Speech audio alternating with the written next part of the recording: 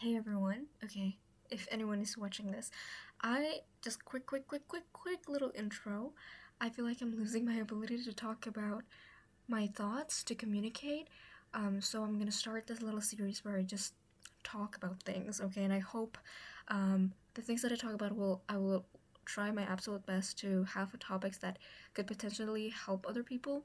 So we're just gonna dive right into the topic for the first video of the series, okay? It's things that caught me off guard in architecture school. I am a first year undergraduate in my second semester, and I feel like maybe some people think, oh, you're still early, you don't know a lot, you don't know enough to be talking about architecture school. But I actually think this is the fact that I'm still very freshly into this thing is actually a good reason for me to talk about it, because I still have that like newcomer mindset.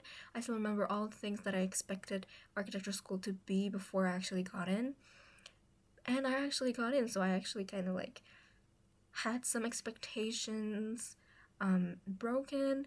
I had some, shocking moments, whatever. Like, I feel like I'm like, if you're considering architecture, but you haven't got in yet, we're still in the same wavelength. So, we can be on the same level when talking about this. Okay, so I'll just start.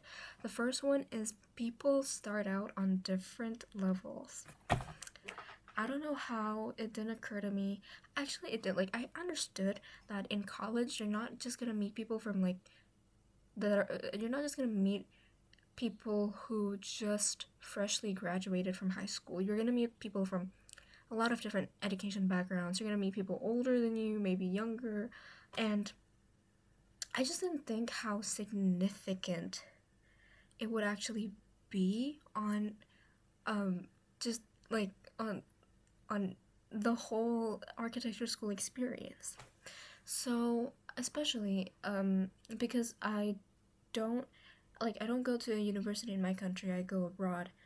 And I just wasn't familiar with the school system that they had there. I thought it was the same. I thought like high school and then college, but they actually have like a little gap between what's equivalent to high school for them and then college. And that in that little gap, there are tons of education options they could choose.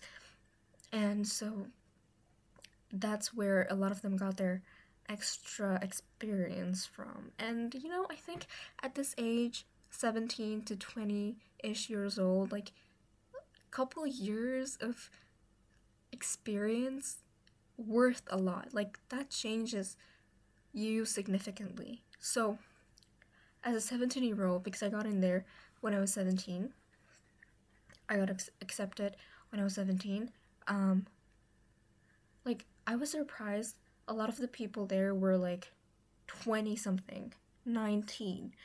Well, like okay, not about the age, but more about like you didn't just graduate high school like a couple months ago? What? Okay, but yeah. Basically that. So it's really easy to feel like I'm the worst in the room. Um but really to overcome that feeling is not to simply like tell yourself you're not the worst, but it's kind of to just tell yourself like, hey, you know what, at least you're in the room. That's what I try to tell myself all the time, because dude, if I have to be honest, I don't think I can keep up with all these people, but also I don't think I have to.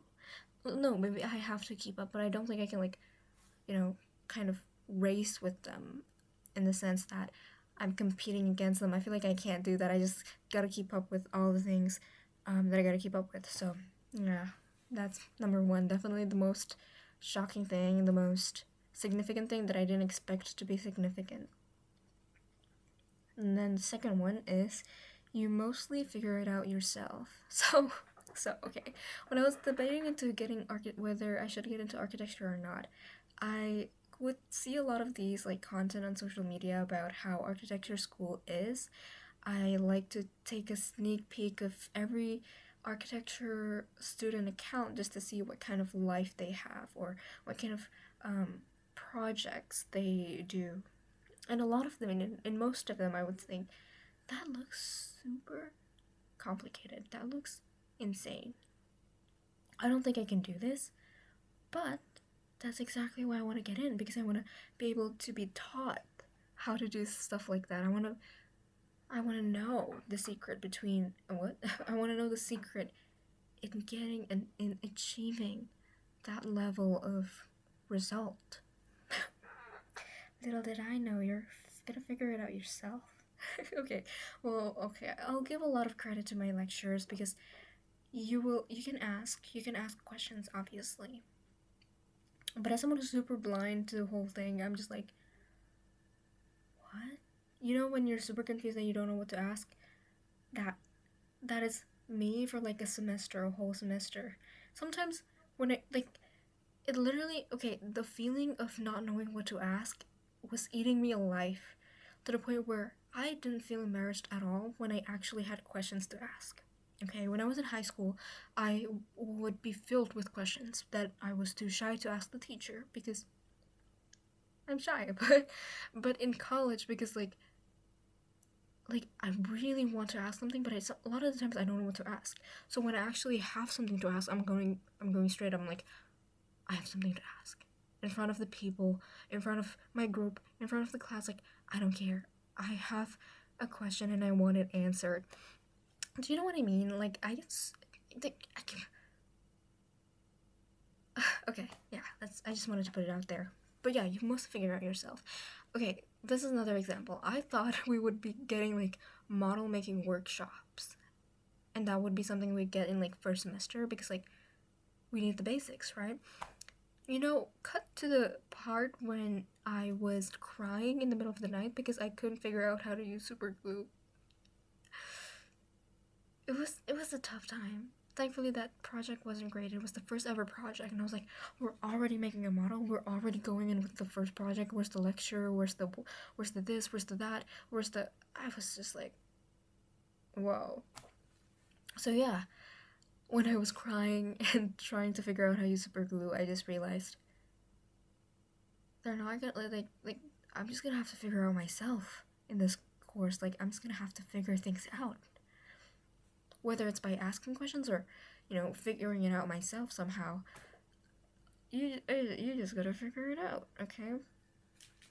Okay, next one is, it's both as fun and as dreadful as most people say it is. So, yep.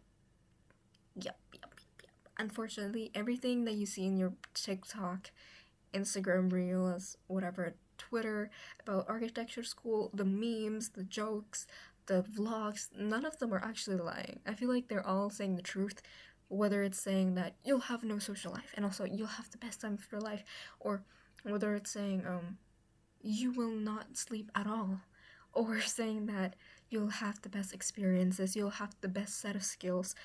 I feel like those are all true. So that's the thing about architecture. It's like really, really like extreme on both ends, like on the good side and on the bad impacts that it could do to you as a person or your health. I actually get genuinely concerned, but like I remember, okay, don't tell anyone this, but a lot of my friends, a lot of my peers smoked and vaped, and I did get some temptations to do such acts. Like, I wasn't completely against it. Like, I was against it, but also I had a little part in me when I was like, maybe it's nice to take the edge off a little bit with a little cigarette, you know? Like, if I just, sometimes at night I'm just like super disoriented and I just want to go out, take a breather, take the edge off, have a little cigarette. But okay, but then I realized I cannot afford like to be that unhealthy. Like, I'm already not sleeping. My food, my diet is messed up. I am horrible at exercising. I cannot afford this. Like, my health cannot, like, my body would not be able to take something that is unhealthy,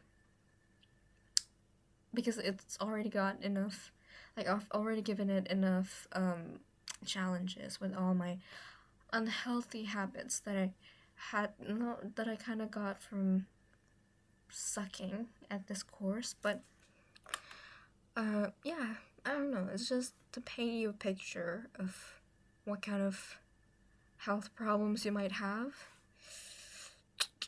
Just take care of yourself, okay?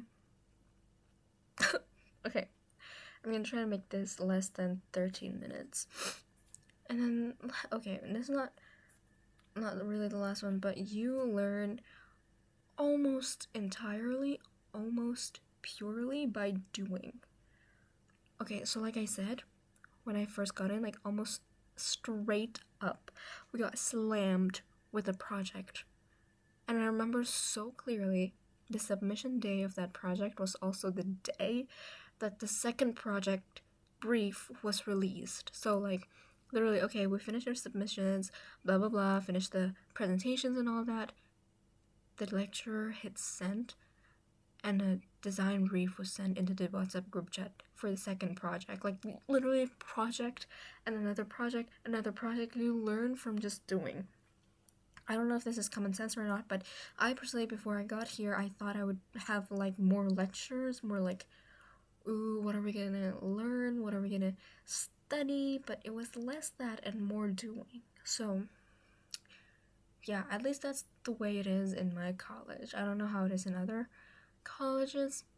What I would say is my college is more conceptual at the start, at the beginning, than most other college, because I remember seeing other people, also in architecture, starting out super technical. Like they're already drawing draftings and crazy detailed plans and sections, elevations, like of houses, of actual like architectural pieces. And then there I was just building a little cube model, really conceptual and all that. But I like the perks of it. Like I feel like it doesn't really, like, I don't think one is better than the other. You know, because if you start out technical, you're still gonna get into like the conceptual phase anyways, and even if you start out conceptual, you're gonna get to the technical phase eventually. So I guess it's the same thing. Okay. Sorry, okay. This was supposed to be like coffee and chit chat, but I haven't sipped a coffee the whole video, so here we go. I don't like that. Okay, that is actually all. But I would add one little thing, and it's that it makes you feel cool. That's not something that caught me off guard, because that's like the title of the whole thing, but it does make you feel cool, guys. Like, especially to people who aren't in architecture. Like, I cannot tell you how many times people that aren't in architecture would find out that I'm in architecture. Like, it would be like, oh yeah, hi, my name is this, and I'm in architecture, and they're like, oh my god, you're in architecture? I'm like, yeah, I know, it's really cool. No, I'm not like that, obviously, but people get so impressed, which makes me feel a little bit like fulfilled inside, because these people don't know how much I struggle in architecture school, and they don't need to know that. I'll be happy to put out a really cool front just to convince them that I'm just a really cool generic architecture student who's not struggling at all. But yeah, it's really fun, and it creates such an identity. Okay, this is getting a little serious. It creates such an identity. Oh, whoa, what happened to my voice? And such a character for you. And I think that's a good thing. People will know you. People will remember you. It's one of those majors. I don't want to like make myself feel superior just because I'm an architecture student. I'm just saying, like, it is one of those majors where people would most likely remember more than other majors, you know?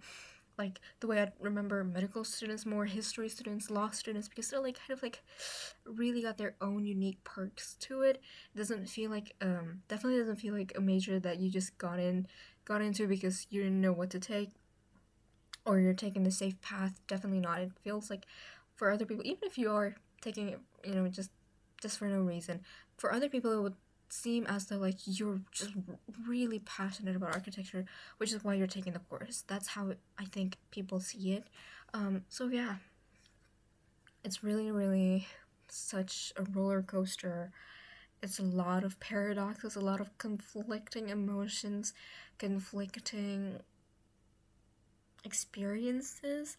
Um, you can take the best out of it and just leave out the worst, because everyone has bad experiences in college. So just, seize the day, I guess. Good quote, good quote. But yeah, generally, I think I felt so much better being in the course when I didn't care too much, when I wasn't too cautious, when I wasn't too conforming to the rules. Oh, that made me sound like a rebel, but no. Just be a little bit more exploring and free. I feel like the lighter you take things, the easier for your mind to process things, therefore the better your performance and your results. So instead of taking things too heavily, like I did in semester 1, I'm starting to take things a little bit lightly instead, and we'll see how it goes. I don't know what the next topic of my little chit chat is gonna be, but hopefully it starts helping people. Okay. Yeah, that's it. Bye.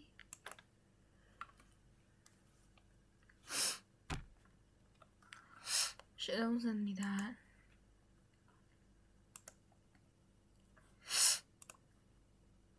Okay. What is that?